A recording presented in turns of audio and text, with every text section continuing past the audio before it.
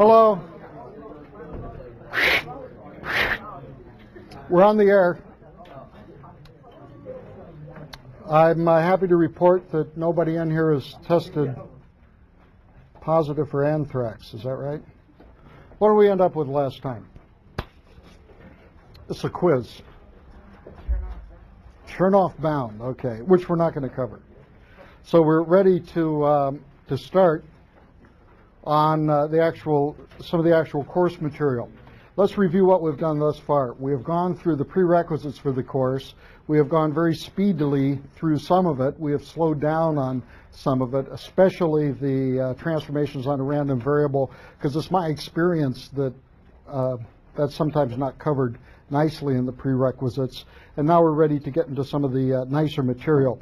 The first thing we're going to talk about is multiple random variables. Typically, one does not have a single random variable, but oftentimes has one or more random variables that are related in some sort of way. And we're going to talk about the characterization of these multiple random variables, how they are described probabilistically, and then we'll do some other neat things with them. So let's go ahead and look at that. Two-dimension and random variables.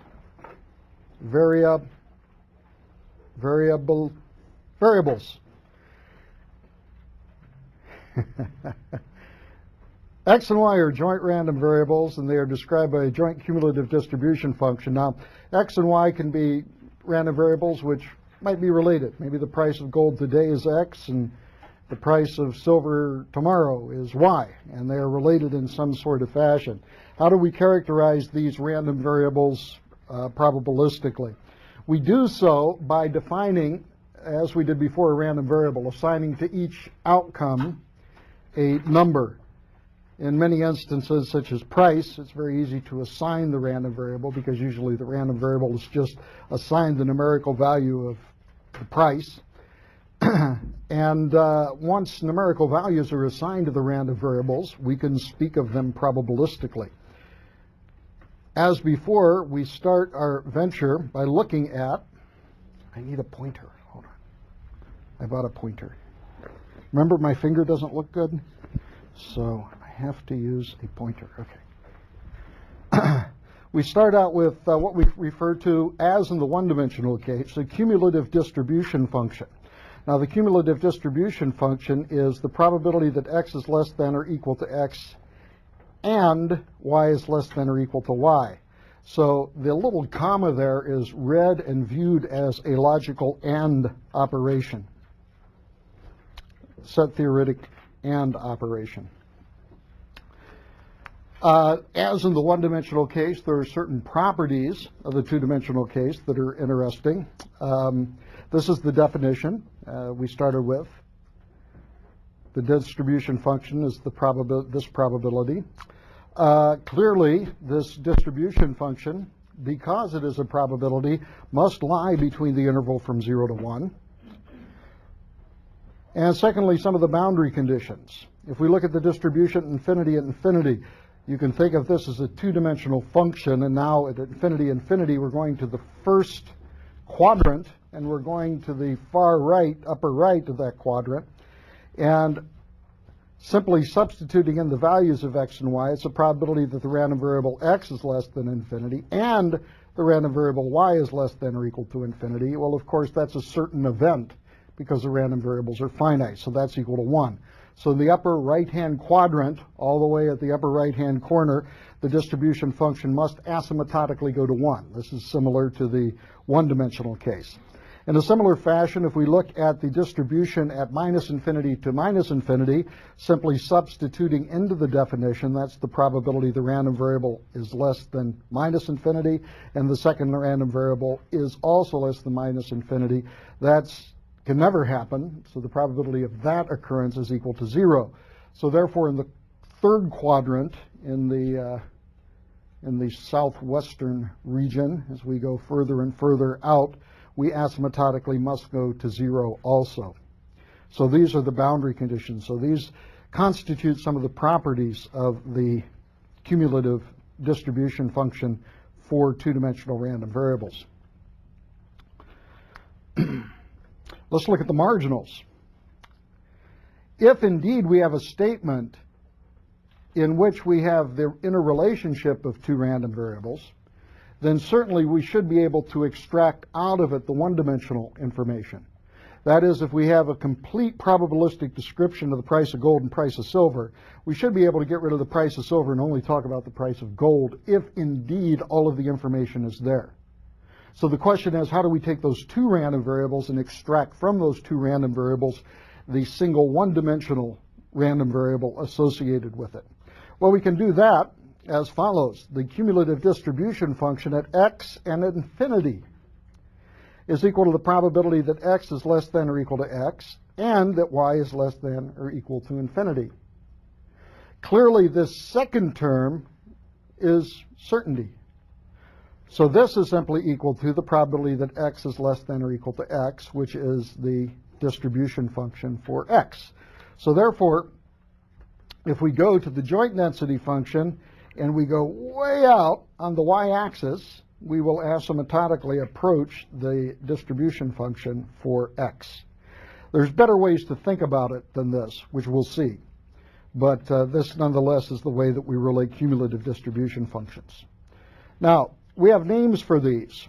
When we talk about two random variables, they're referred to as the joint cumulative distribution function.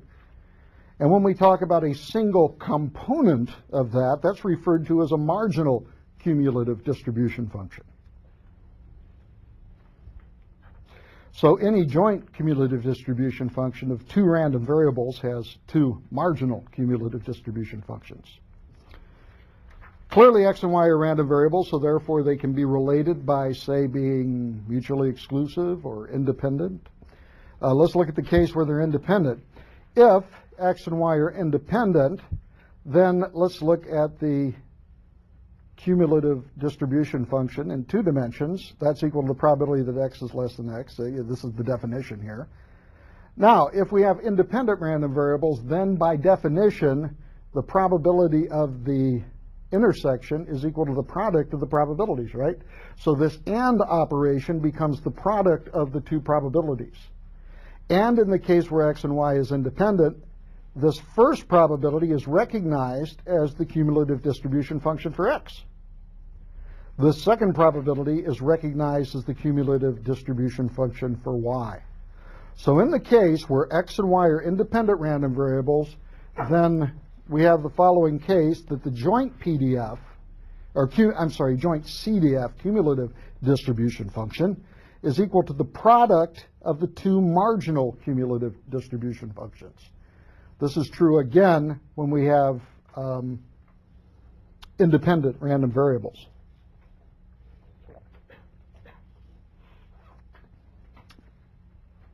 Trying 7-Eleven coffee today instead of the How's that work? instead of the I don't know, it's kind of watery.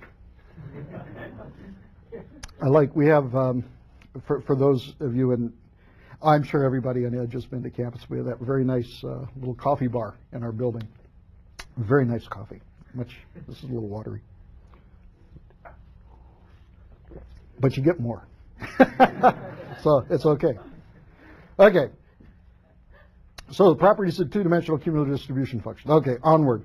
Here's another property of the cumulative distribution function. You have to, by the way. Let's take a look at what we've done so far. Kind of a picture of it. Here's the way we will picture these two-dimensional cumulative distribution functions. We will picture them as two-dimensional functions. That is a function of x and y. It's a function of x and y because for every value of x and y, we have a number associated with that coordinate, with that Cartesian coordinate, with x and y. So therefore, you can actually view this as kind of, I like to think of it as a mountaintop in a way, a mountain ridge, where it comes out of the board in some places where the function is high and goes back into the board when the function is low. So if we looked at it in terms of a sideways map, here would be x and y, and then we would have x of x and y. Well, let me just do a general function because I don't think I can draw a cumulative distribution function very nicely. So you have something which might look like this. Okay, so it looks maybe like a bump or a mountain or a ridge, but it's a two-dimensional structure existing on a one-dimensional plane. So when I draw plots like this, you can visualize some sort of functionality associated with this corresponding to some, again, mountain range or topological relief map. Now, let's see what we have determined thus far. We have determined, first of all, that at the point infinity, infinity, which is the point way out here, that the distribution function is equal to 1. In fact, at any point, it doesn't have to be at the 45-degree line where it goes to 1. It also goes at the 30-degree line, the 15-degree line, the 10-degree line, etc. As long as both of them are infinity, it will asymptotically approach 1. We have also seen that at minus infinity and minus infinity, that the distribution function is equal to 0. So if we go down here in this third quadrant, asymptotically far away from the origin, we always get 0. So those are the two boundary conditions that we had. We also found out that what? F sub x of x is equal to fxy of x infinity. Well, what does that mean? That means the following. We're going to be talking in here about what I'm going to refer to as slices, one-dimensional slices of function.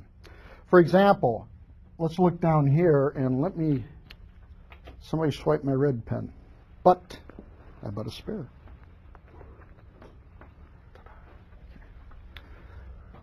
What was I talking about? Oh, slices. Say, for example, I came down here and I wanted g of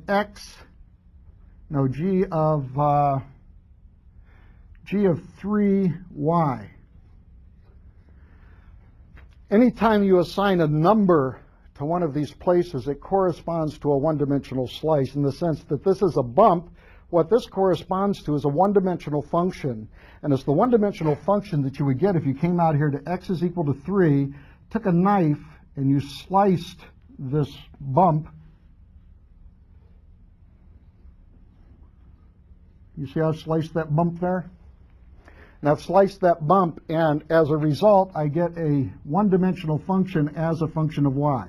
And this, again, is the value x is equal to 3.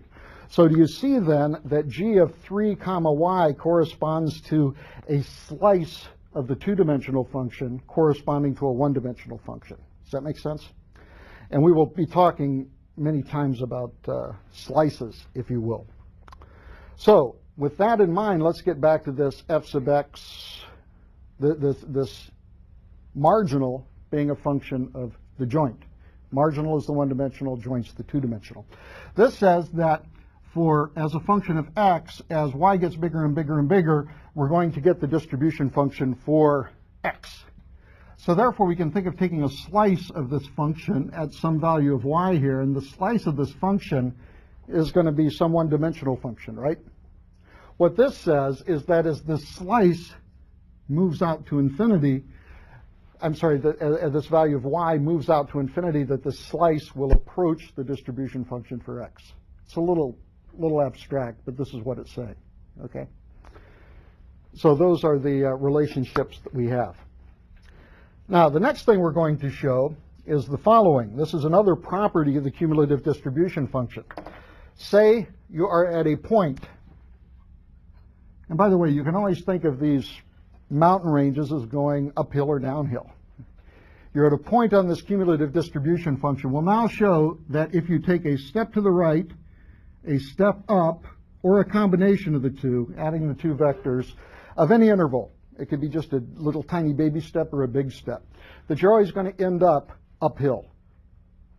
So if you go to the right and you go up, or if you go to the right or you go up, or a combination of right and up, you always end up going hill. You always get a number which is bigger.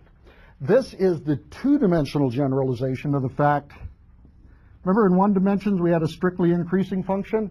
So if we went to the right, we always went uphill. You recall that? The generalization of that to two dimensions is if we go to the right and up, we always go uphill. So it's an extension of this monotonicity sort of argument, except in two dimensions. So that's the next property that we'll show.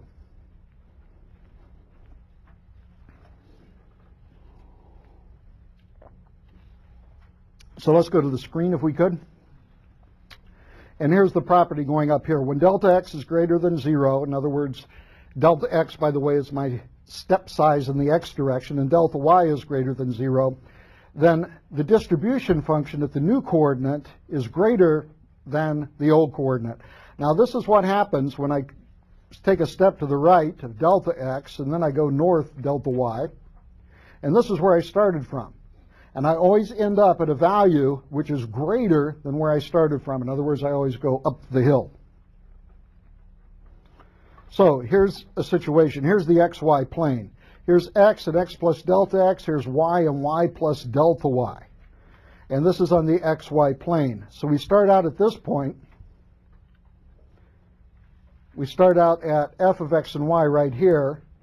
And then we take a step in this direction. We take a step in this direction. We end up at this point, which is the distribution function at x plus delta x.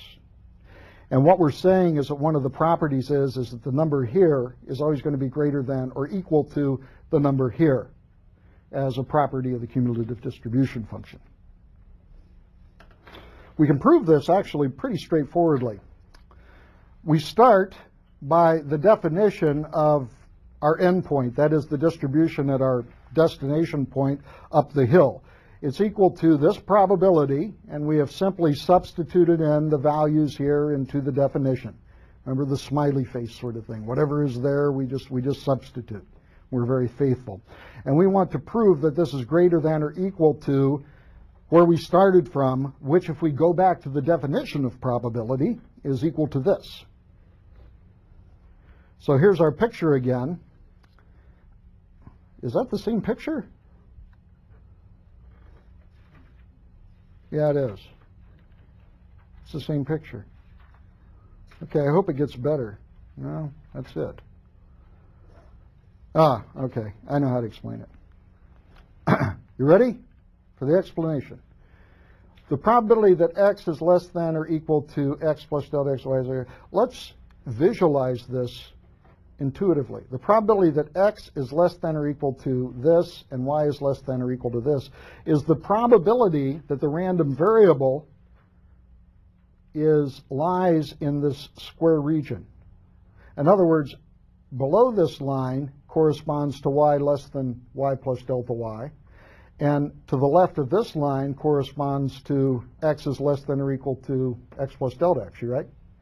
So therefore, when we talk about this probability, it's the probability that the random variable, I choose two random variables, x and y, that corresponds to a point. It is the probability that that random variable, that coordinate, will land right in this area blocked out here and kind of a quadrant shifted up, okay? Whereas the probability that x is less than or equal to x is equal to the probability the second distribution is equal to the probability that the random variable coordinates lie in this smaller rectangle, right? And clearly, this smaller rectangle is subsumed in this larger rectangle. The fact that it is subsumed in the larger rectangle means clearly the probability of it being in the bigger rectangle must be greater than or equal to the probability it is in the smaller rectangle. Do you agree with that? So therefore, this constitutes the proof of the monotonicity.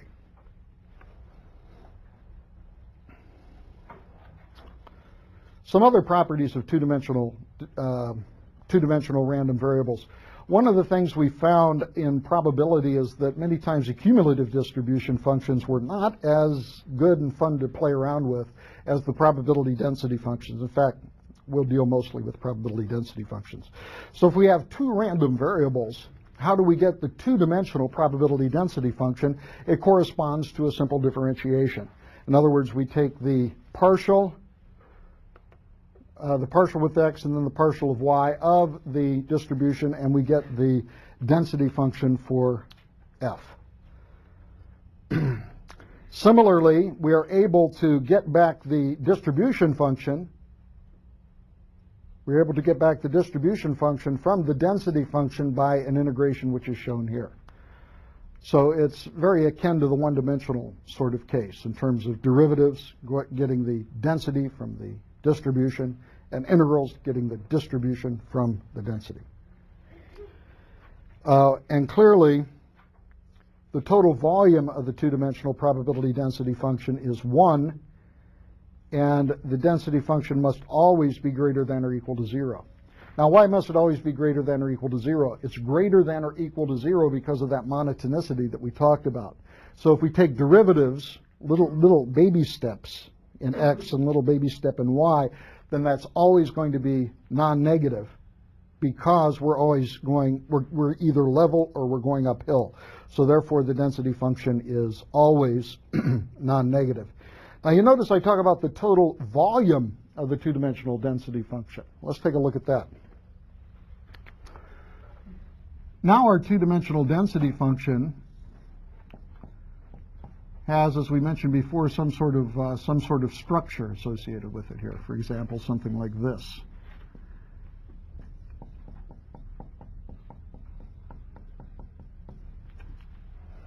In the one-dimensional case, if we just had a one-dimensional probability density function, we said that the area of this must be equal to 1, correct? Now we have a two-dimensional. Well, if we integrate in 2 dimensions, that is, we integrate over the plane, we really don't get an area, we get a volume, don't we? It's the volume of that gumdrop or whatever. So therefore, the volume, the total volume of this is equal to 1 unit.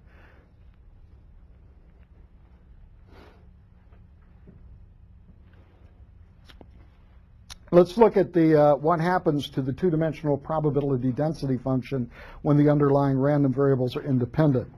As we said before, the density is equal to the derivative of the distribution. Well, if they're independent, we've shown that the distribution is such that the joint is equal to the product of the marginals. So therefore, we can write this as the product of 2 functions.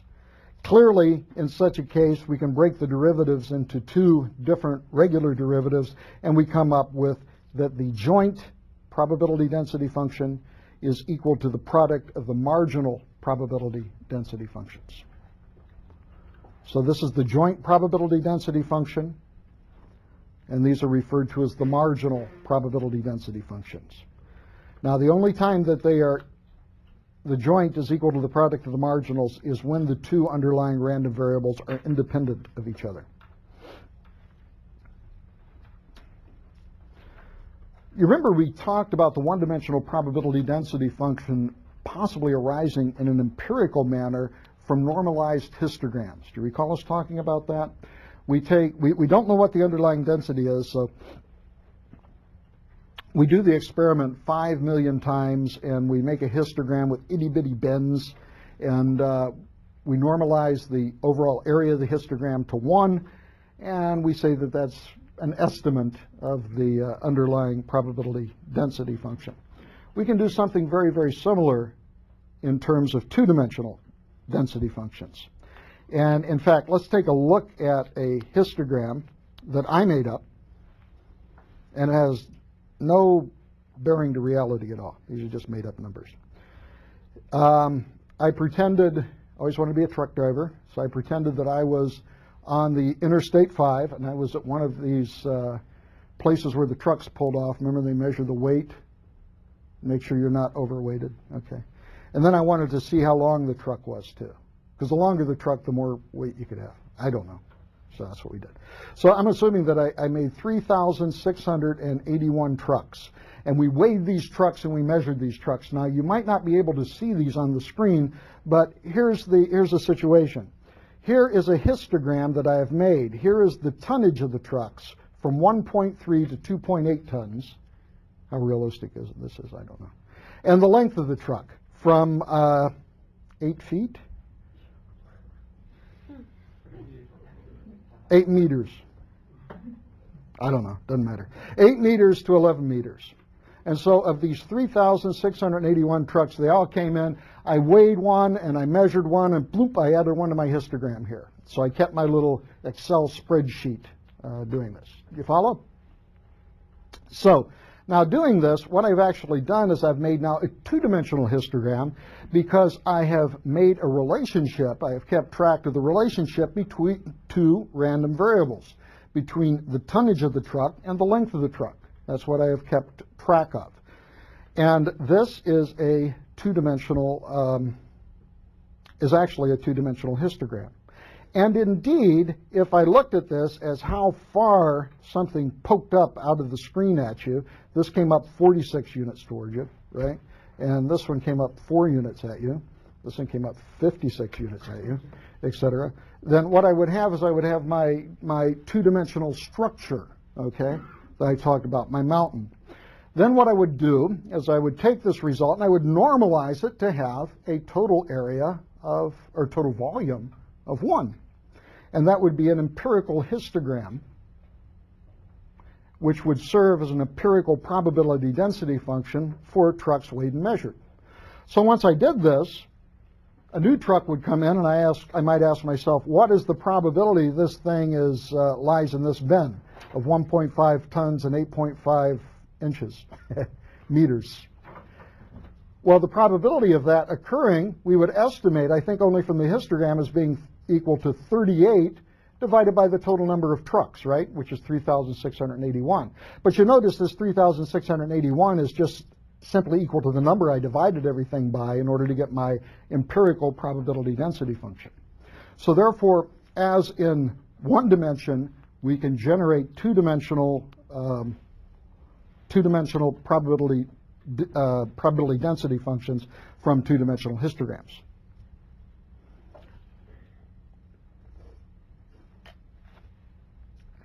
Now, suppose that I got this done and my boss says, you know, I don't care about the tons. I don't care about the length. I only care about the tons. Why'd you measure the length for? So I don't know. He says, well, I just want the length. I don't want the, I just want the tons. I'm sorry, I just want the weight. I do not care about the length. The question is there a way where I could get the one-dimensional histogram of the weights from this two-dimensional histogram? And the answer is an obvious yes. You know that I can get the total histogram of the weight, or the tonnage, if I simply sum this column, write the result here, sum this column, write the result here, etc.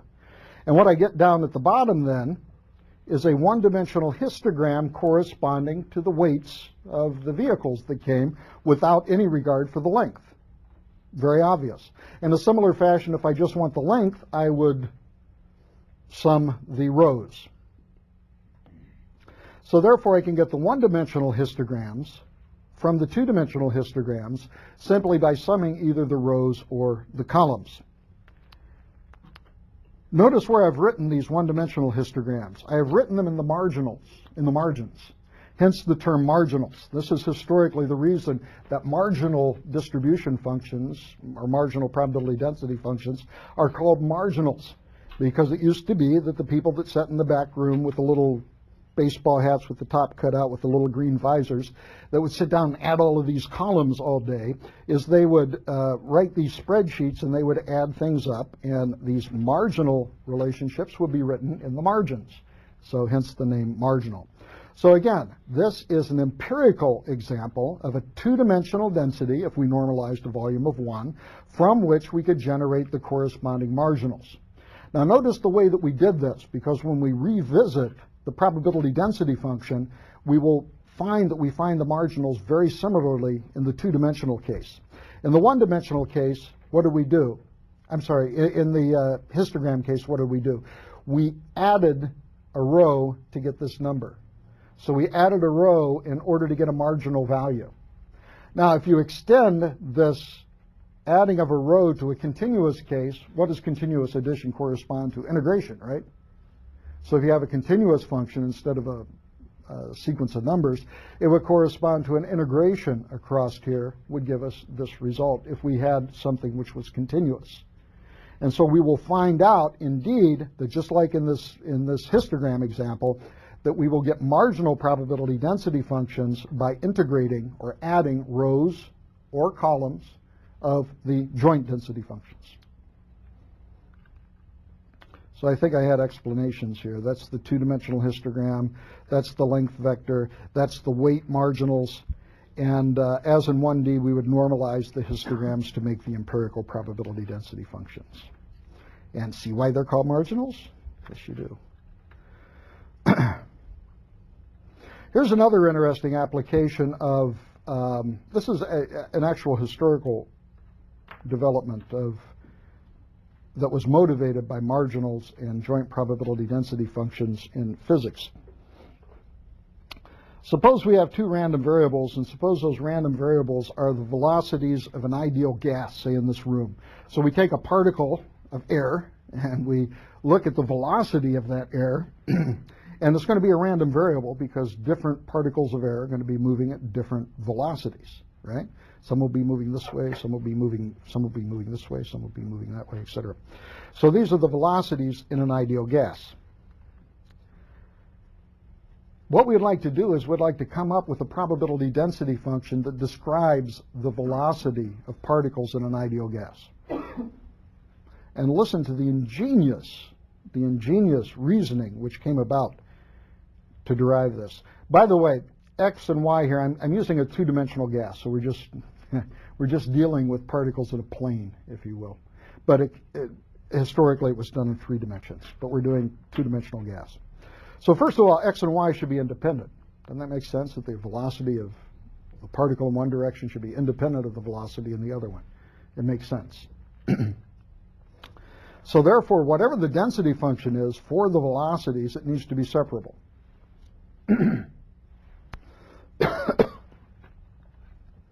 Second, the velocity should be the same in all directions. That is, the distribution function, the density function, should be independent of the way that we choose our origin. Should be independent of the way we choose our origin. So if I rotate my origin, the density should stay the same.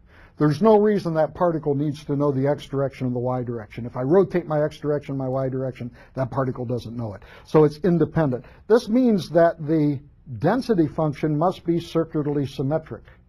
Now, what do I mean by circularly symmetric? I mean that if we were to look at the density function and we were to look at contour plots, you know, much like a contour plot that you have from a map that tells you the elevation above sea level, if all of the contours are circles, then the result is circularly symmetric. Now, this ideal gas must satisfy this because it can't know what x and y is. There's no way it knows the origin that we've chosen, and if we chose our x and y here, well, it has to be the same. So therefore, it has to be rotationally symmetric. So with these two very simple facts, armed with these two very simple facts, the physicist who did this, I have to find out who it was. Who was it? Maxwell. Was it Maxwell? This is called the Maxwellian distribution, I think. The Maxwell distribution of ideal gas. Thank you. Okay, so it was Maxwell. Smart guy. Smart guy. He was a Presbyterian, by the way. Did you know? X and Y should be independent and also circularly symmetric. So if it was Maxwell, and I'm certain that it was, he was able to show that there's only one function in the whole world in 2 dimensions that is both separable and circularly symmetric. Now, we don't have the wherewithal to show that, but Maxwell did. And he showed that there was one function and only one function that satisfied both of these criteria. Anybody know what that is? The one you got written down right Yeah, the nodes, yeah. Okay. I can't do that to you, can I? This is one of the bad things about making the nodes. The only one is the Gaussian, which is interesting. I'll explain why this is in a second because it's a fascinating result.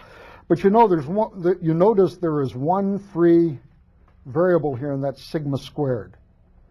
And in the solution of this, sigma squared is something which can be any positive number. And might you guess what sigma squared is related to?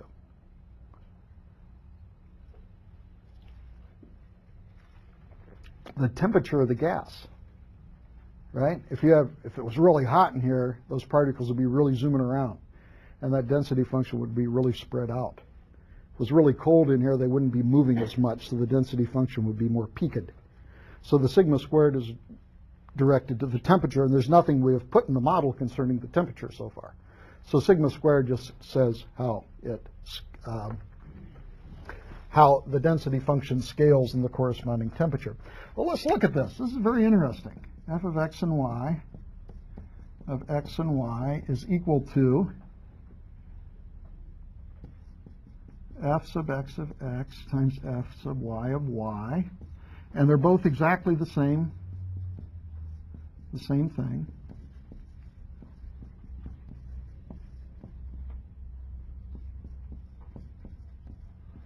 They're both exactly the same thing. But what is very, very interesting about this is that if you multiply the f sub x times the f sub y, you get something which is circularly symmetric. Why is that? Well, let's look at the f sub y. Both of them, by the way, are zero mean random variables.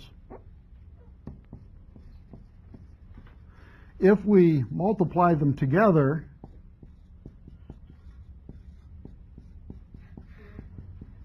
we get the following relationship.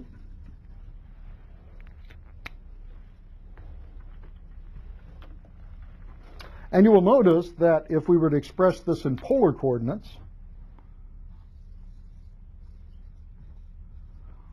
that in polar coordinates, this is only a function of r squared.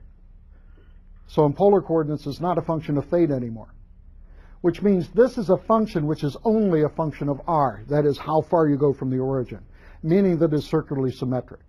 If you put it on a CD player and watched it turn around, you wouldn't know it was turning. Okay, that's circularly symmetric. So that's a remarkable thing about the Gaussian, is that number one, it can be separable, and number two, well, that when it is separable, that when we combine them, we actually get a joint density which is circularly symmetric. And so this is what apparently Maxwell used in order to derive the distribution function for velocities in a gas.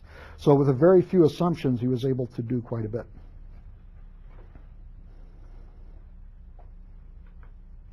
Okay, let's look at some more properties of two-dimensional probability density functions. One of the things which we found in one-dimensional probability density functions is the following. If we wanted a probability that the random variable lied in a certain interval of x, we integrated the density function over that interval of x. We have a similar sort of situation now in two dimensions. The problem is now that instead of an interval, we have, if you will, an area. So we might have an area here. So here, for example, might be the price of gold and the price of silver. We're looking at tomorrow's price of gold and price of silver. We have this density function captured, so we have the two-dimensional density function, and we want to ask ourselves, when we look at the price of gold and price of silver tomorrow, that corresponds to a point on this plane, price of gold, price of silver. We want to ask ourselves, what is the probability that that point lies within this area?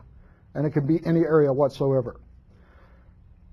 Our claim is that the probability that these two random variables lie within this area, that is, we choose one random variable, price of gold, price of silver, the probability it lies within this area is equal to the integral over the area of the density function. Again, it's a probability density function. Density means you integrate over it and you get whatever the adjective is that described it. Or it's not an probability density. Is probability an adjective there? Probability density? No one knows. Okay. Well, you integrate over it and you get whatever the modifier is. So you integrate over a probability density, you get probability. You integrate over a mass density, you get mass. So here again, it's a probability density function. So when we integrate over it, we get probability. So the probability that the random variable lies within this region is equal to the area, or the volume, if you will, of the density function in that region. Here is a mistake. Okay, there we go. Here's a two-dimensional perspective of it. We know, for example, that in x and y, we have this mountain range. Well, right here is the hill of this mountain range, and the probability that x and y lies within this area in the xy plane is equal to the volume, which I have illustrated here. So we integrate over it, and it doesn't matter what A is, that's what that probability is. So that is the important interpretation of the two-dimensional probability density function.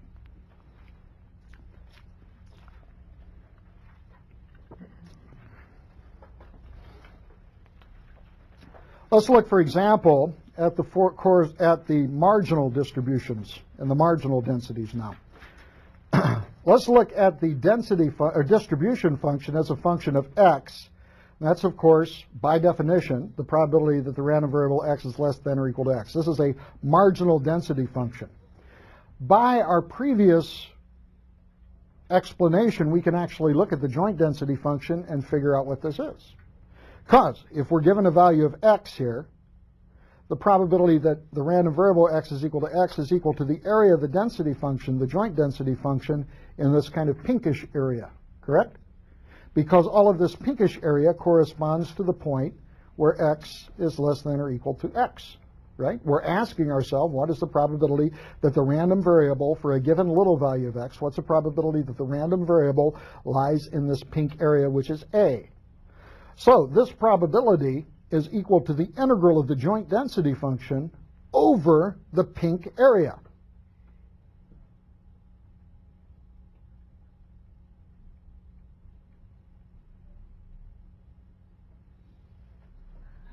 Nervous Twitter. Okay, it's equal to the area, or the integral, over this pink area. Do you see that? This is my area A. Remember back here? This was my area A. And I get any probability that x and y lies in this area by integrating over it.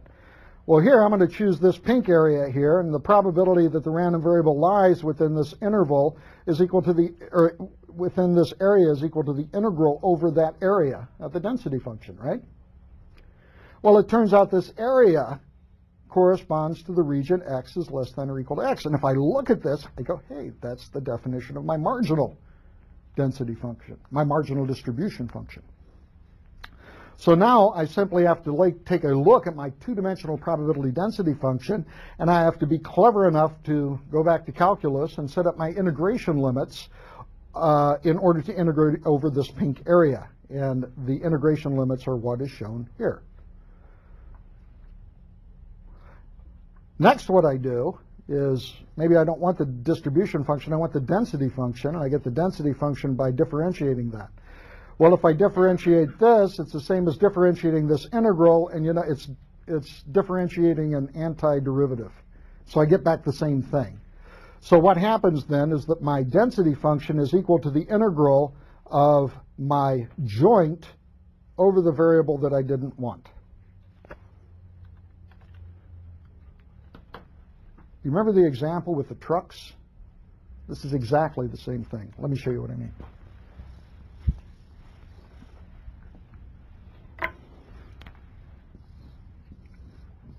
Here's my trucks. Here's the weight and the, what was the other one? The length. And so I have some sort of distribution function here. And they said, I don't care about the length, I just want the weights. Remember what we did?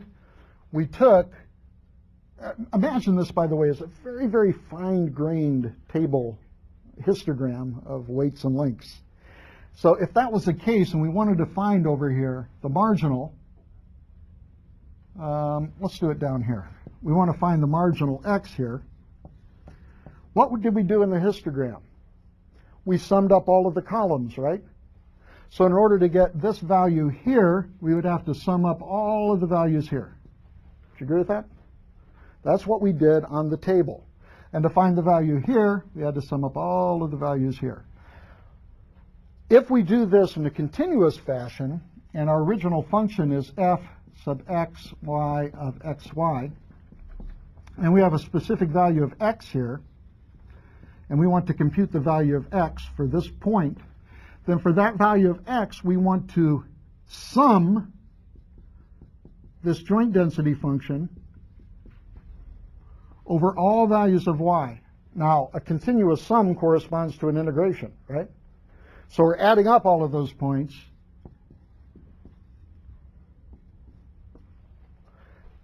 And this is the integral corresponding to the summation of all of the columns in the histogram to get the marginal. Now we're integrating instead of summing. And what we are saying here is that this is equal to f sub x of x. That is, we choose one value of x, we integrate here, we get boop, we get this. We choose another value of x, we integrate here, we get boop, boop. So just like in the histogram case, we're adding all of the columns in a continuous sort of fashion, and in doing so, we obtain the corresponding marginal. This is exactly the equation that we just derived here, if we could go back to the screen. This is exactly the equation that we derived. We got it totally different than reasoning this way, but this is kind of a sanity check on a result. We have the joint, and what we're doing is we're adding up all of the columns in order to get the marginal. So it's exactly the same thing as with the histogram. Very, very similar. Okay?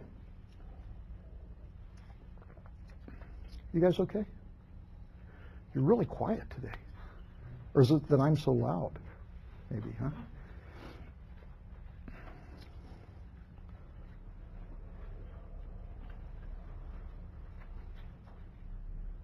Tell you what, why don't you take 5 minutes to get up, walk around, wake up, meet back here when the big hand's on a 5. This is a good time for a break, okay?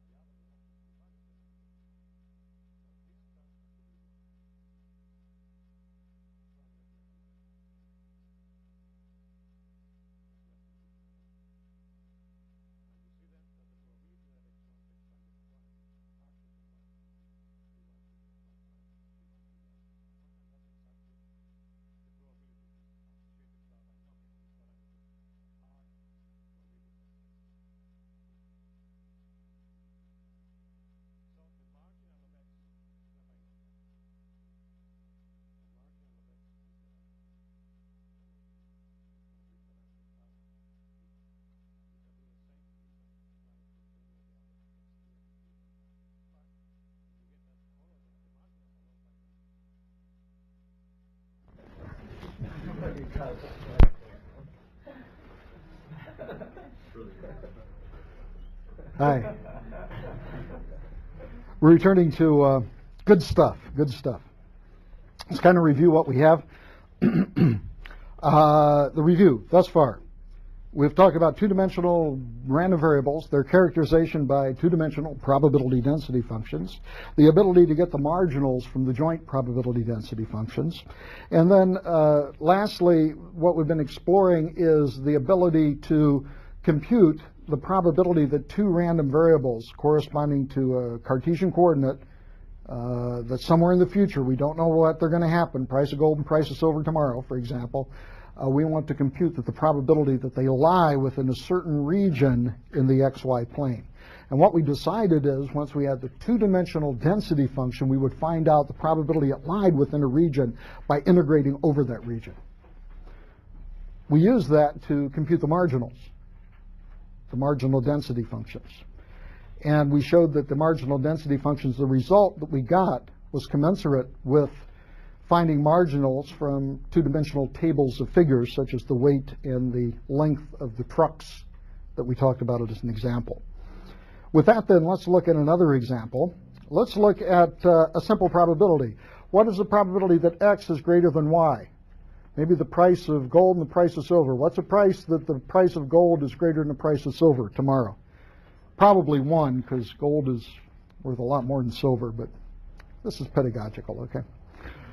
So we want to find out that the probability that this is true. Well, how do we do that? We have to find a region A on that plane corresponding to x is greater than y. And then if we have a density, we just integrate over that range. And we find out the result. Whoops, wrong one. And here, indeed, is that region.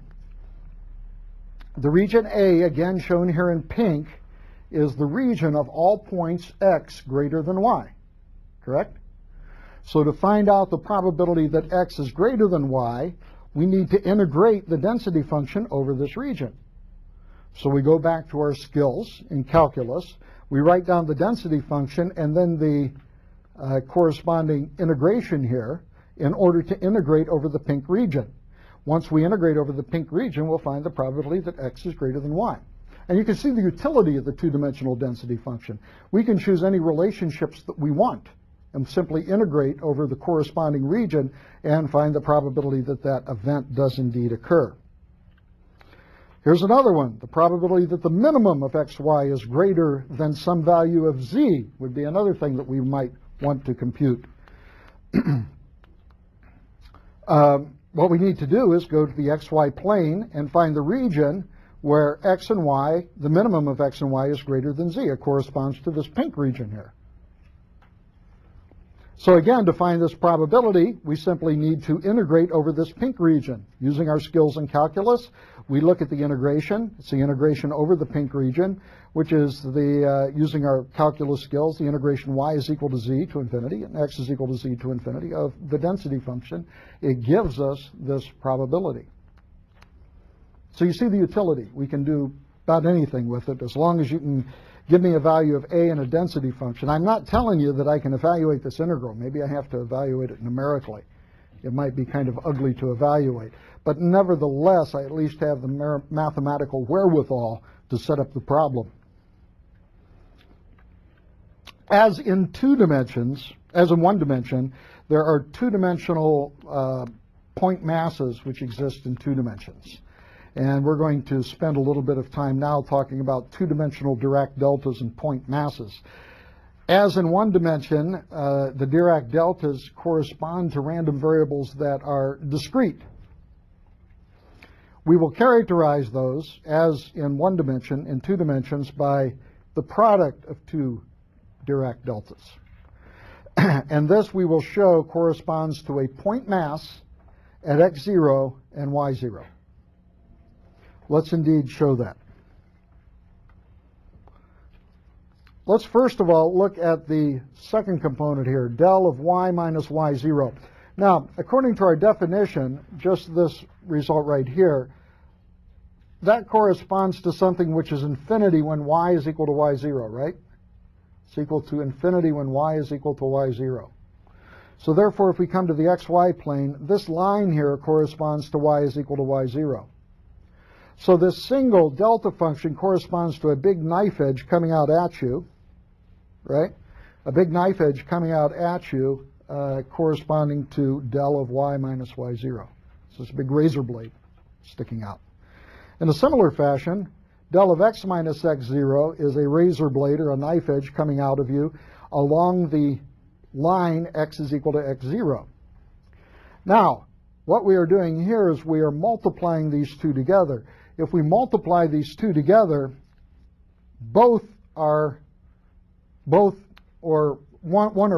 are equal to 0 everywhere except at x naught and y naught, right? Both are equal to 0. So the product is equal to 0 everywhere except for x naught and y naught. So that's what the del of x minus x naught y, del of y minus y naught is. It is a needle sticking out of the screen at you at the coordinates x naught and y naught. So a Dirac delta is a point mass sticking out of the screen at you. We can denote it in 2 dimensions by a little arrow in the xy plane sticking out, as we've seen. What is the volume of this Dirac delta? We saw in 1 dimension that it was equal to 1. It turns out in 2 dimensions that the volume of this needle is 1 also. So therefore, if we have a 0.5 times a delta function, the volume of that needle is 0.5. If we have 0.2 times a needle, then the volume of that needle is 0.2, etc. Let's show that the volume is equal to 1. We want to integrate over the needle, the 2-dimensional Dirac delta, but you notice the Dirac delta is separable, so we can break up the integral corresponding to the volume into the product of 2 integrals. Each one of these integrals is the integral of a 1-dimensional case, and each one of these integrates to 1, because both of the 1-dimensional cases have an area equal to 1. So therefore, the volume of the Dirac delta is equal to 1. With this now, we can talk about probability mass functions of 2-dimensional random variables. And again, your book doesn't differentiate between them. I will. There's the general discrete probability density function, wherein the delta functions can exist anywhere on the plane that you want to. And then there are those of the lattice type where only the delta functions exist at coordinates corresponding to integer values of x and y. So those are the lattice type. We encounter more in engineering random variables, discrete random variables of the lattice type, so they are treated much more extensively. But in general, if we don't require the discrete random variables to be of the lattice type, then we can just say that the probability mass function is equal to the probability that x is equal to xj and y is equal to yk. And then, of course, the sum of the probabilities over all j's and k's must be equal to 1. We have delta functions then at x sub j and y sub k corresponding to the point mass there. If the events are independent, then these probabilities, because this is an and, it's probably x is equal to xj, and, that's a little comma there, you can hardly see it, y is equal to yk. That and, if we are independent, corresponds to breaking the joint probability into the, if you will, the marginal probabilities. If we have discrete random variables of the lattice type, as I mentioned before, then x is equal to I and y is equal to k. In other words, we only talk about probabilities that occur at Cartesian coordinates corresponding to integers. So here's what a 2-dimensional discrete probability density function would look like. We would have a bunch of needles sticking out, each one weighted by the probability mass. And the sum of the volumes of all of the needles would correspondingly add up to 1. And if it was a random variable of the lattice type, each one of these needles would be at an integer coordinate. This might be at 2, 2, 2, 0, 3, 4, something like that. So for the lattice type, they exist at coordinates corresponding to integers.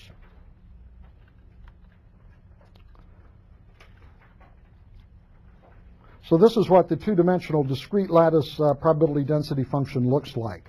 That is, the delta functions always exist at an integer coordinates, which is what I just said previously. Now what's interesting, not only are there point masses, but there are line masses also. We call the two-dimensional Dirac delta a point mass because even in 2 dimensions, all of that probability is crunched, all of that mass is crunched into that little needle, so therefore it's a point mass. Points can also exist on lines. Suppose, for example, that I chose a random variable x equal to the length of a side of a cube, and I chose it corresponding to some random variable. So I chose maybe a Gaussian random variable, and now I better choose something that's non-negative, huh? An exponential random variable. I choose an exponential random variable, and that's going to be the length of my cube. And then I'm going to get another random variable, y, which is the cube volume. Well, clearly y is equal to x cubed, right? Y is equal to x cubed. But I can talk about the joint density function of x and y. Well, with line masses, the relationship between y and x has a deterministic flavor to it. Because here, if you know x, you can clearly get y. They're both random variables. They're related to each other, but they're related to each other in a deterministic sort of fashion. Well, here's the way that we characterize it. Suppose here's my density function. It looks like I have kind of a skewed Gaussian here that's totally positive. And then here's my relation. Y is equal to x cubed. I envision then my line mass as being the following. See this y is equal to x cubed? I've kind of drawn that y is equal to x cubed here on this xy perspective. Do you see that? So it's a y is equal to x cubed. And then along this line, I have drawn this Gaussian bump here. And it is such that if I were to take the marginal, for example, with respect to x, what would I get? I would obtain this function, wouldn't I? Because that has to be the marginal. So this corresponds to a line mass. Now you notice this line mass bends around the locus y is equal to x of cubed, and plus it's a line mass, so it does kind of go to infinity here, but its weight is modulated or weighted by the corresponding underlying density function of the one-dimensional. And here indeed, if we could screen out a little bit, this is the actual density function for this particular line mass. The density function is equal to the one-dimensional density function over here times the Dirac delta y minus x cubed. You might look at that and you might ask, is this a probability density function? Glad you asked.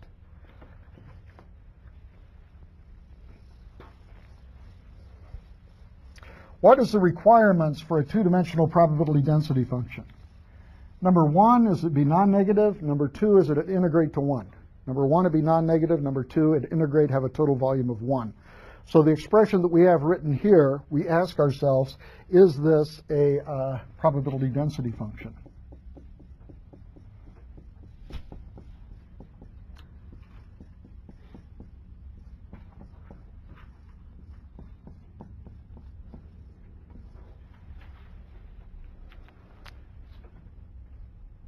By the way, if we were to graph this, it would be exactly equal to that Gaussian along the line y is equal to x cubed.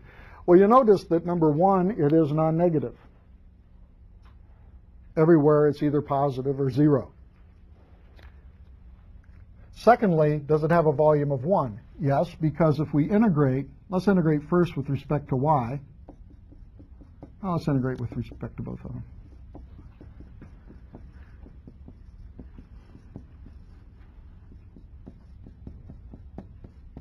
I'm going to take the y integral in here for reasons which will become obvious.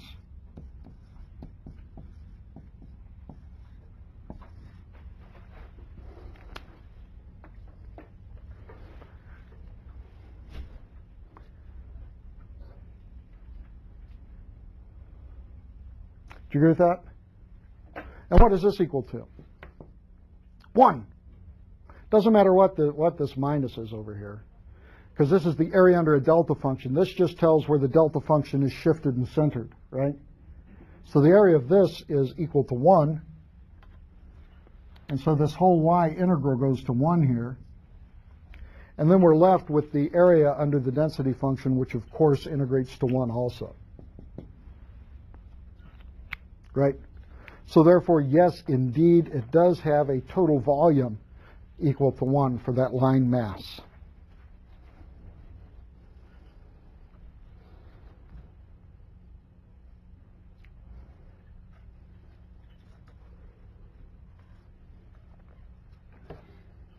Any questions? Okay. It's time for me to open up another PowerPoint.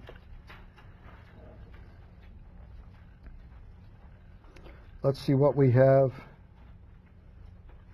today. There we go. Okay. Here's some more multiple random variables. So this is multiple random variables continued. Oh, no.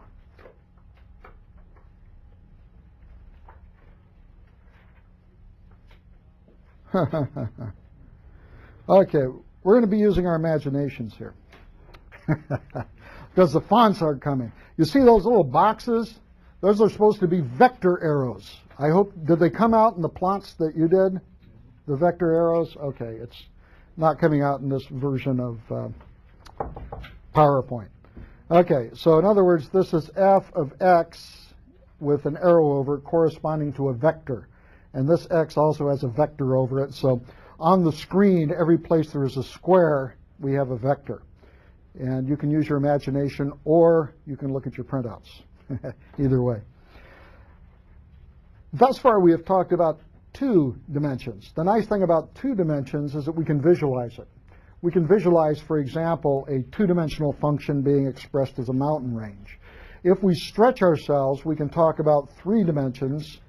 And what would a 3-dimensional probability density function look like?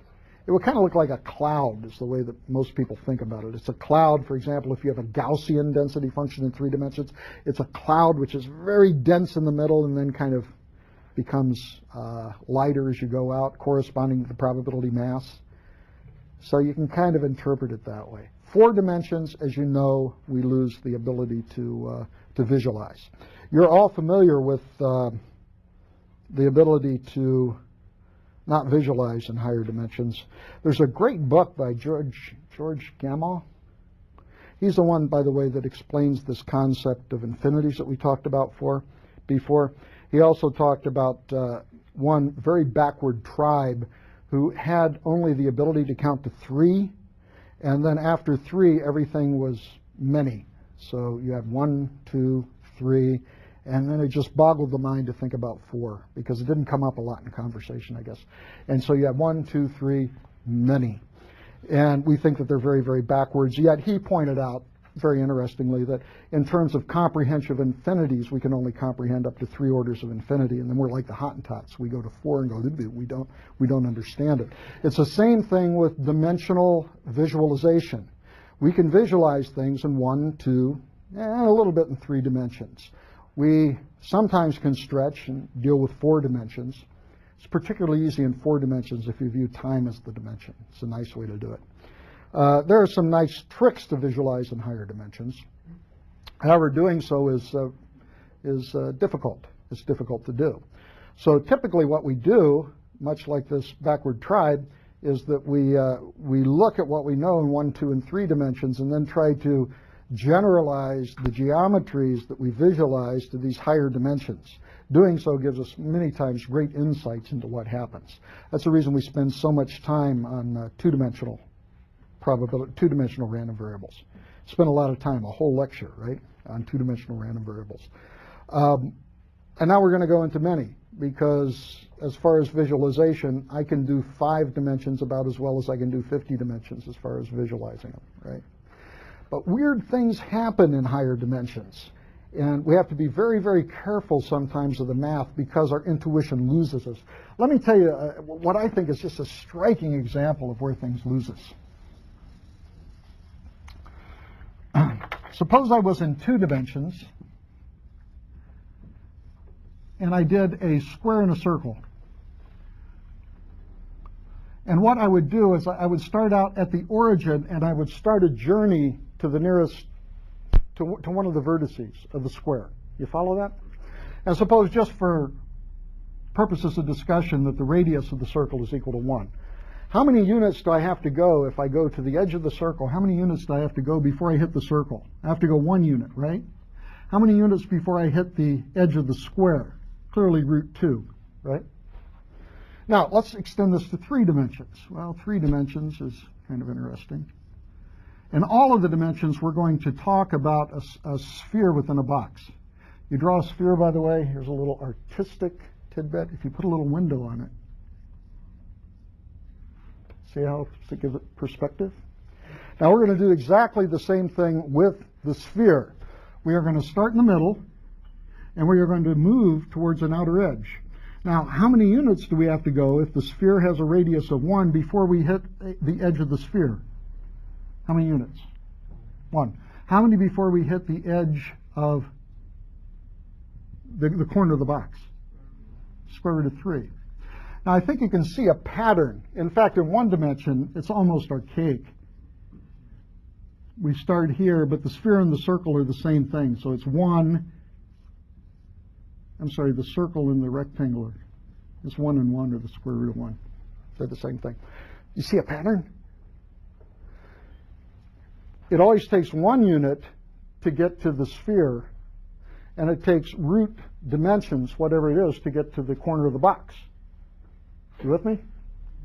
Therefore, if you went up to, say, a really big space, let's say 10 to the 4th, that's a big dimension. But anybody taking 510 here, to believe 510? Okay, you're going to get into infinite dimensional spaces, Hilbert spaces, for example. Okay, so 10 to the 4th, piece of cake. Okay, if you can deal with that. Okay, so you're in a 10 to the 4th dimensional space, a 10,000 dimensional space. You have a 10,000 dimensional hyperbox and a 10,000 dimensional sphere. You start at the origin in this high dimensional space, and you walk to the edge of the sphere. How long does it take you to get there? How many units? 1. How long does it take you to get to the edge of the box? 100, right? Which I think is really remarkable. It means that in 1 step I get to the sphere, but to get to the edge of the box it takes 100 steps to get there. So you can see, I don't know about your intuition, but my intuition breaks down here. It's kind of like in higher dimensions that the boxes kind of go like this. If I were to look at it in 1 dimension, that's the way I visualized it in the higher dimensions. So, in other words, there's things which happen in higher dimensions which we have to be careful about. By the way, this square root of 2, do you ever see this? If we have a box which is 1 and 1 here, the distance between here and here is what? Square root of 2, correct? If we go this way, what's the distance? 2, correct? Now, let's suppose we don't go this way, but we go this way. It's still 2, isn't it? Because you notice that this distance and this distance is still 1. This distance and this distance is still 1 also. Okay, what about this? We did this.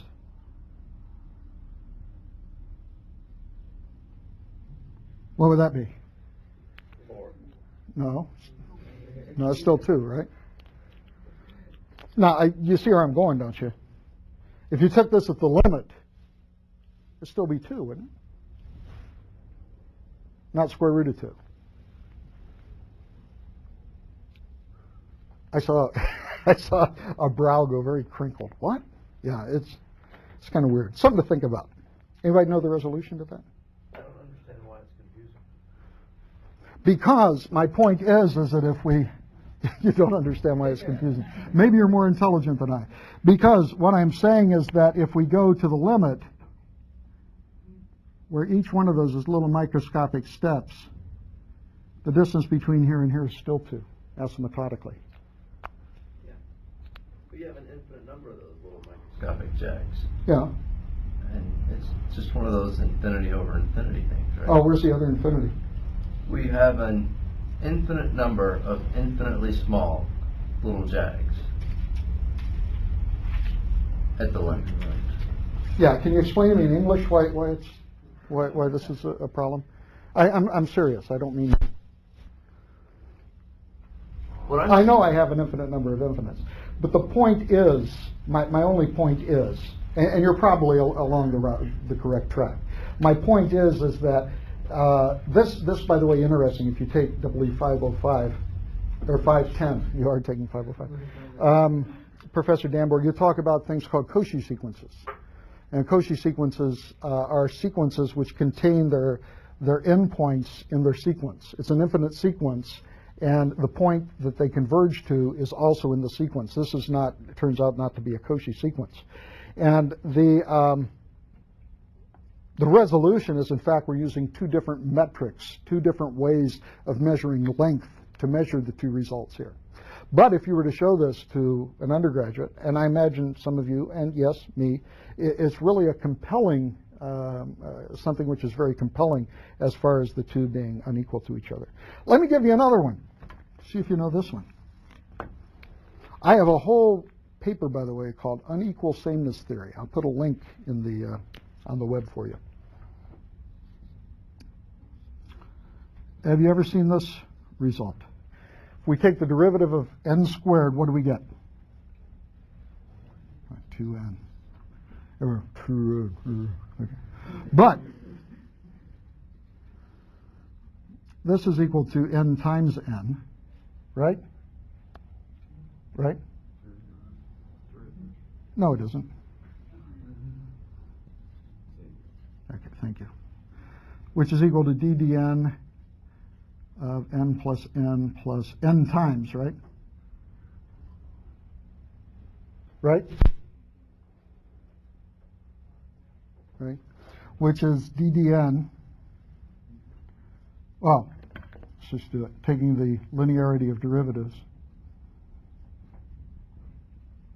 How many of those do we have? We have n of them, right? So therefore, we have proved that 2n is equal to n.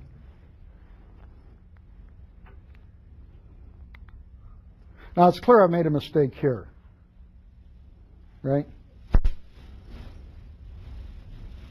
If you know the answer, tell me during a break. It's a very interesting problem. By the way, when confronted with a problem and a seeming paradox, it is always best to go back to the definitions. That's a hint. Okay, how do we get off on this? How do we get off onto the, higher dimensions. Okay, higher dimensions.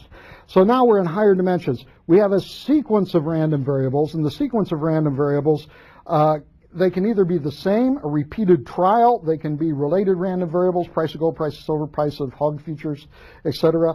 But they're represented in accordance to a cumulative distribution function. These are vectors, and with the vectors on the overhead, these are, this is a shorthand notation for this more long representation. And it's a probability that the random variable x is less than or equal to x. Now that means that x1 is less than or equal to x1, and x2 is less than or equal to x2, and x3 is less than or equal to x3, and xn is equal to x sub n, where of course the vector n is equal to the vector that we have shown here. So this is how we represent a cumulative distribution function for an n-dimensional random variable. You notice here we have less pictures because we can draw fewer pictures because it's in higher dimensions. Did you ever play three-dimensional tic-tac-toe? Four-dimensional tic-tac-toe. Okay. You want to know? Since we're on dimensions, you can always break out dimensions by projecting them into lower dimensional space. I'm sure that many of you have played three-dimensional tic-tac-toe, which is actually a challenging game. It's not a trivial game. Where you have four by four matrices, which you visualize when you're playing it coming from a cube.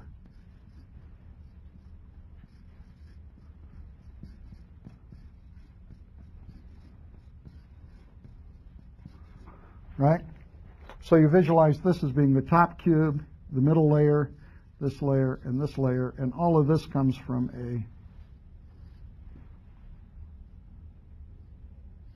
a cube.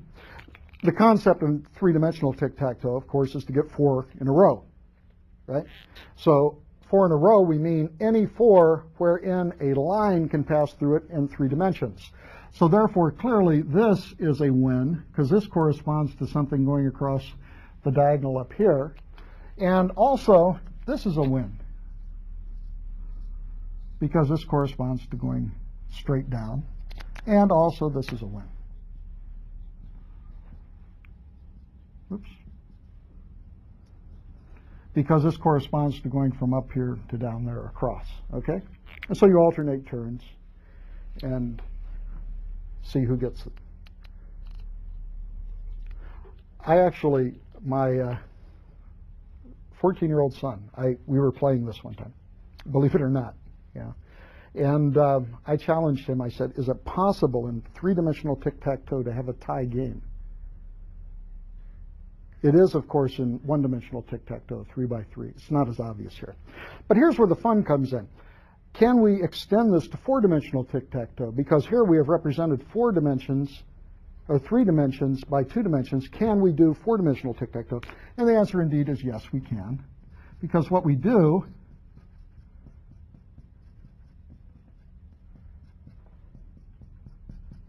is we have just like a 3-dimensional tic-tac-toe, except now we put it on a 5x5 grid. Get the idea? And it's very, very tractable to play. It takes a long time. And so we have this 5x5 grid, and we have a 5x5 matrices, a 5x5 matrices. And then any one of these, a diagonal of matrices, corresponds to a 3-dimensional cube, right? And this corresponds to a 3-dimensional cube. And this corresponds to a 3-dimensional cube. So therefore, you can take your geometry simply from 3 dimensions and interpret this very nicely in 4 dimensions. Okay? So this is 4. Could you play 5-dimensional? Yes, 5-dimensional. Here you have a 5x5 matrix of 5x5 matrices. In 5-dimensional, you would have a 6x6 dimensional matrix of 6x6 dimensional matrices of 6x6 matrices. And that would correspond to a 5-dimensional game of tic-tac-toe. And you can see the space explodes really, really quick. But what's interesting is if you do draw down the playing board, it's something that you can visualize. And I remember historically, this was the first time that I was, the first example I ever saw of very nicely visualizing higher dimensional spaces in terms of a simple child's game, in terms of tic-tac-toe. Because you can get up and you can stretch yourself to 4, 5, and 6 dimensions in terms of a spatial sort of realization. It's very easy to recognize higher dimensions in terms of, well, we have a dimension of wavelength, color. We have a dimension of, we have no problem with pictures, right? Because we have colors and we have X, Y, and Z, and we have time. So we have 1, 2, 3, 4, 5, 6 or so dimensions to play with. That's no problem. The problem is in visualizing this in a spatial sort of sense. So maybe you have some trick that you know of to visualize things in higher dimensions. But it is very tricky, and one has to be very careful, meaning one has to rely a little bit more on the mathematics and maybe use your intuition to guide you in your mathematics. So here is the, let's get back to the lecture. We can talk about the probability density function as in terms of the cumulative distribution functions in higher dimensions as being the derivative, the partial that we have here.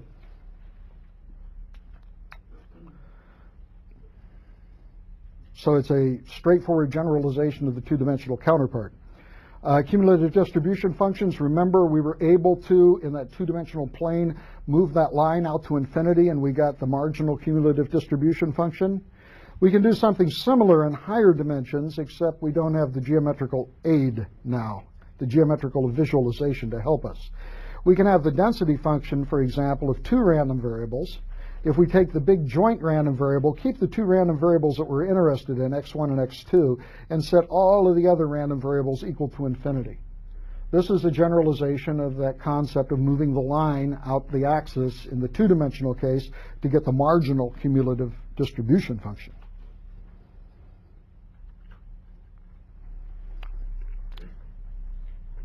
We very rarely use that concept of that line shifting out to infinity to get marginals. Rather, we use the idea of density function marginals and obtaining density function marginals by integrating along lines and columns, just like we did in the two-dimensional histogram.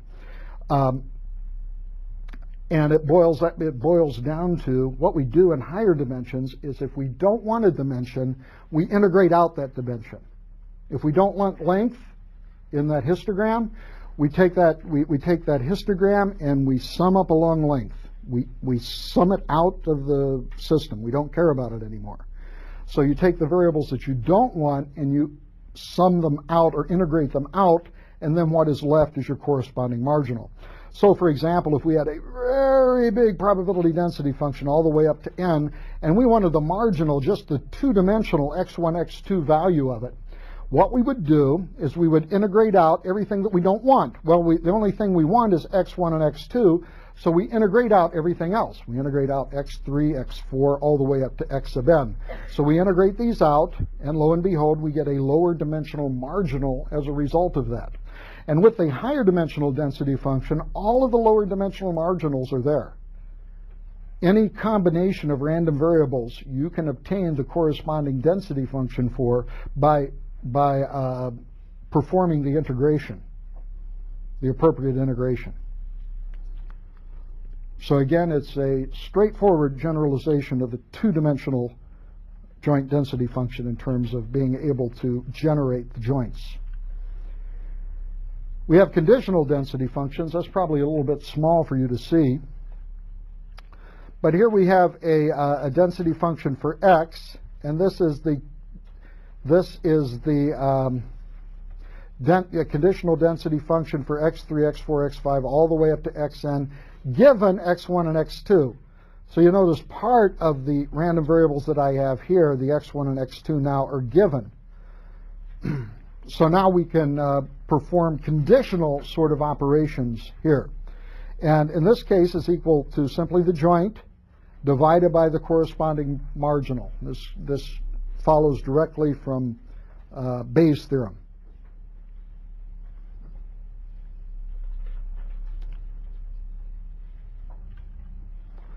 Now let's look at independence. We saw in two dimensions that if the random variables were independent, that the joint was equal to the product of the marginals. The joint was equal to the product of the marginals. That's true in higher dimensions too. If we have a number of random variables and all of those random variables are independent to each other, then the joint, this is our joint here with our little boxes meaning little arrows, is equal to the product of the marginals. This notation, of course, the pi notation, is just like the summation notation, except we're multiplying instead of adding. So we denote that, if you haven't seen it before, by a capital pi. So it's the product from k is equal to 1 to n. So it means we multiply this for f1, f2, f3, f4, all the way up to fn. So it's equal to the product of the marginals. So if we do have independence, the joint is the product of the marginals. Again, a straightforward generalization of the two-dimensional counterpart. Here's where things become interesting in terms of expectation. Suppose that we want to compute the expected value of a function of x, the expected value of g of x. How do we obtain that? Well, by definition, it's equal to the integral over x. And by the way, this integral over x with the arrow above it means the integral over x1, x2, x3, x4, x5. It's just a shorthand notation for the integral over the entire space. So we integrate over the entire space of g as a function of the random variable times the density function. So this is exactly the one-dimensional extension of the one-dimensional counterpart. Let me elaborate on the notation here, since it might be confusing on two points, one of which is the notation isn't coming through. Here's what this is supposed to say. The expected value of g of x is equal to the integral over x of g of x times the density function of x dx.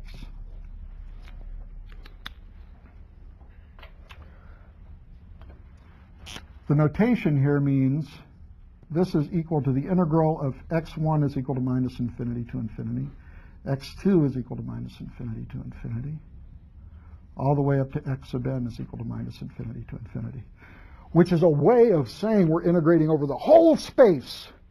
Okay, we're integrating over the entire space, entire n-dimensional space. And this dx is a shorthand notation of saying dx1, dx2, all the way up to d sub xn. So this is a very handy shorthand notation for representing higher dimensional values in terms of vector relationships.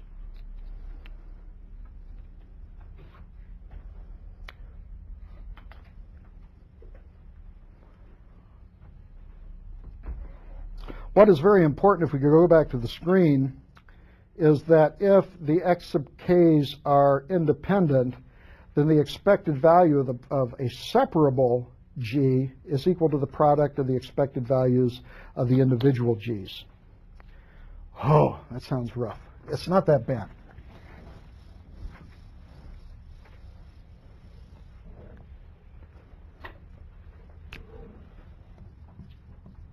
What we're going to do is we're going to let g be separable.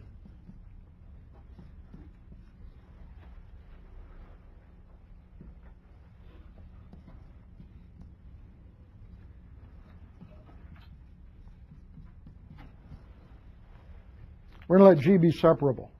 In other words, g can be written as g1 of x1 times g2 of x2,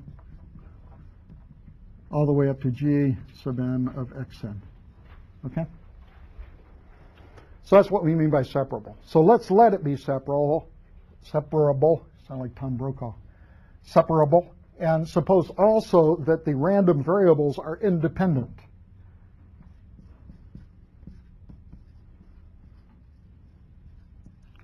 Which means that the density function for the random variable is equal to this.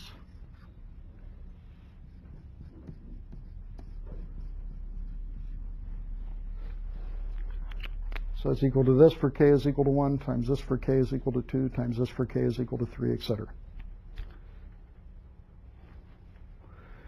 And what we're saying, if this is true and this is true, then the expected value of g of k, the expected value of the random variable g, if it's separable, is equal to the expected value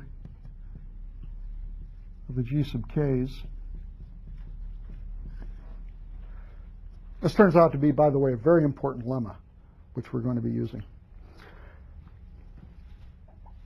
And this, of course, is equal to the integral over x of the product, k is equal to 1 to n, of g sub k of x sub k. In fact, let me even be more explicit.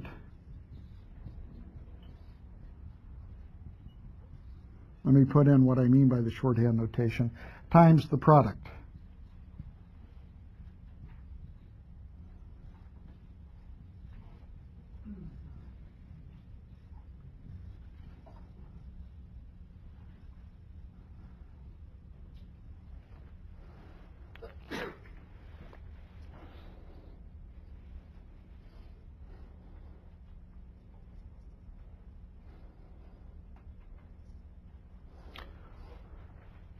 Now, a product times a product is a product, right? In other words, what I'm saying is that this product is exactly the same as this.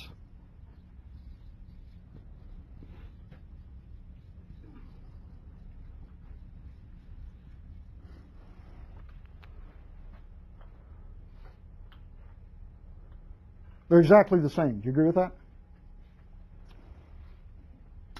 So that being the same, what we can now do is we can recognize that the kernel is separable. And we can break up the kernel into little bite-sized pieces. Sounds like a KFC commercial. Okay, so we can write then that this is equal to the integral over x1 of g of x1, f sub x1 dx1, times the integral over x2, g of x2,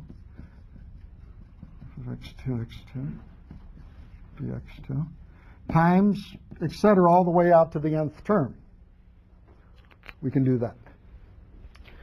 And a nice way to write that in shorthand, oh, and the first one is recognized as what?